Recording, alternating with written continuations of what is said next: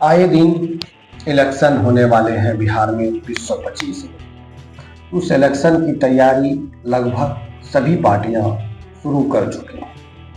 हाल फिलहाल में झारखंड में इलेक्शन खत्म हुआ तो वहां पर भी कई योजनाओं का प्रलोभन देकर वोट लिया गया। उसी के तर्ज पर बिहार में भी कई सारे प्रयोग किए जा रहे हैं, जिसमें कि सर्वप्रथम माननीय नीतीश कुमार मुख्यमंत्री एक महिला संवाद यात्रा लेकर निकल रहे थे। वैसे तो उन्होंने कई यात्रा की और इस बार ये महिला संवाद यात्रा लेकर निकलने वाले थे। इसी बीच लालू प्रसाद यादव जी ने कटाक्ष किया कि ये महिला से संवाद करने नहीं, आंख सेकने जा रहे हैं। उनकी बातों से शायद इन पर प्रभाव पड़ा हो। इन्होंने उस यात्रा का नाम बदल कर रख दिया प्रगति यात्रा। फिर इनके खुफिया ने जब पता किया, इन्हें पता चला कि मैंने जो बिहार में विकास किया है, जिस विकास के बलबूते ये प्रगति यात्रा लेकर निकलने वाला हूँ, इसमें कई महिलाएं हैं मेरे विकास से प्रभावित भी हुई हैं। जिस तरह जैसे कि बिहार में शराबबंदी कर देना और फिर उसका होम डिलीवरी शुरू हो जाना, जहरीली शराब की वजह से कई महिलाओं का विधवा हो जाना, इन सब बातों को लेकर कई महिलाएं एकजुट होकर काला झंडा भी दिखा सकते हैं। इस बात का डर इन्हें सता रहा है।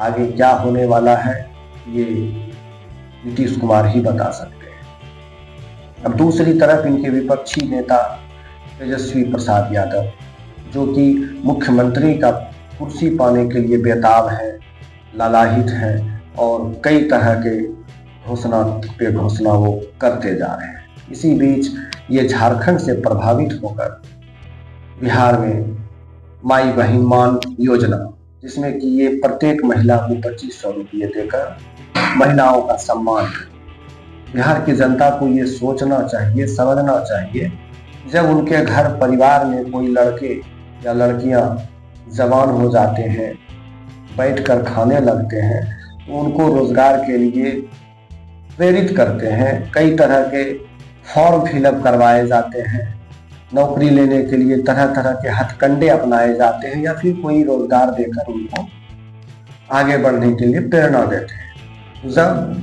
बिहार की जनता अपने बेटे को, अपने घर परिवार को बैठाकर नहीं खिला सकते हैं, निकम्मा बनता नहीं देख सकते हैं, बिहार के जो गार्जियन हुए, इस भारत के जो गार्जियन हुए, वो भला ये सब योजना डालकर इन लोगों को निकम्मा बनाने के लिए क्यों प्रेरित करते हैं। और इस पर खुश होकर कई लोग वोट भी दे देंगे और फिर इनका गुणगान करेंगे। महाराष्ट्र में चुनाव हुआ, वहां पर बीजेपी ने अपने मैनिफेस्टो में निकाला लाडली बहन योजना। अगर इतना ही लाडली बहन योजना करना है, इतना ही माँ बहन का सम्मान करना है, तो उसके लिए रोजगार लाना चाहिए, अच्छी शिक्षा का व्यवस्था करनी चाहिए, जितना ज़्यादा से ज़्यादा रोजगार सृजन हो सके उसका प्रयोग करना चाहिए, उसके बारे में सोचना चाहिए, उसका इंतजाम करना चाहिए। और लोग, नेता सब फ्री के चक्कर में पड़े हुए हैं।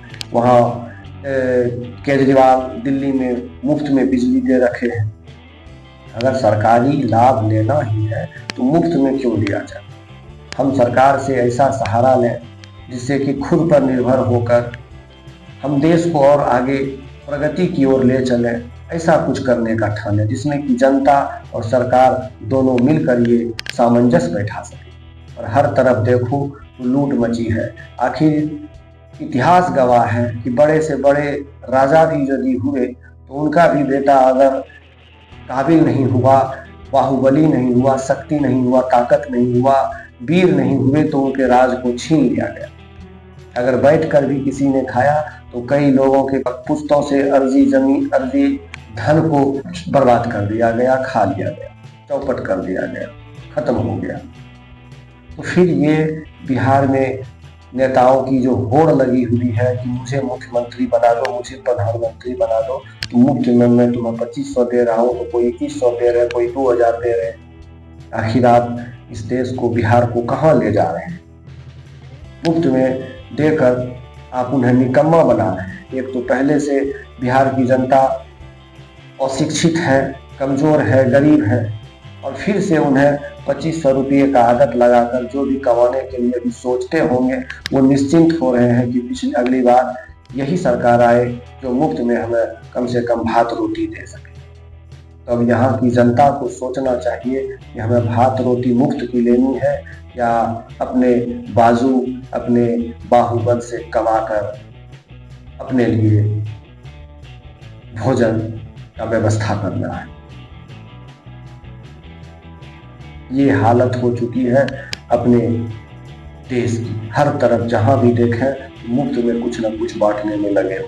आखिर ये आप बांटेंगे कहां से, ये भी बताना चाहिए। और यदि आप बांट ही रहे हैं तो आप 2500 रुपये में किनके घर का परिवार को आप चला सकते हैं।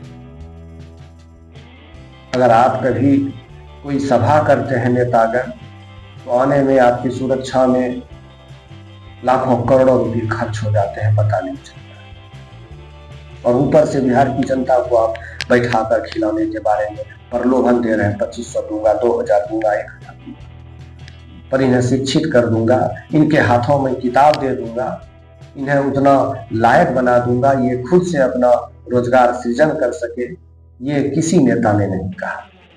अगर इस तरह की बात कोई एक नेता कर रहे हैं तो उनके बारे में भी कई तरह के अफवाहें उड़ाई जा रही हैं कि ये आएगा तो वो हो जाएगा।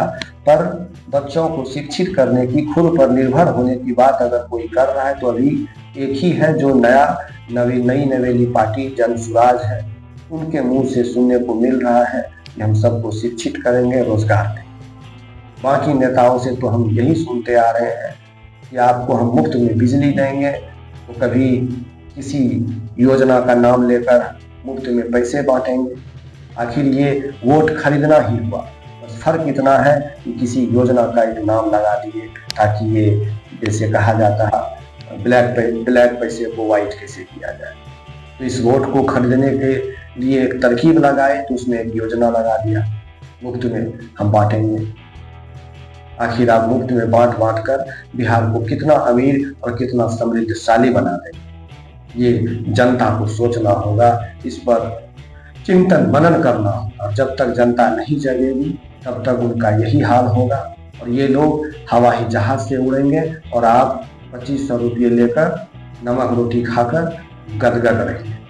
इसी में खुशियां मनाइए और अगले 5वें बरस में फिर से वोट इन्हीं को दीजिए, 2500 में 500 और ये बढ़ा देंगे। एक तरह से ये सरकार आपको निकम्मा कर देंगे, कहीं का नहीं छोड़ेंगे, जो मुफ्त में देने की बात करेंगे।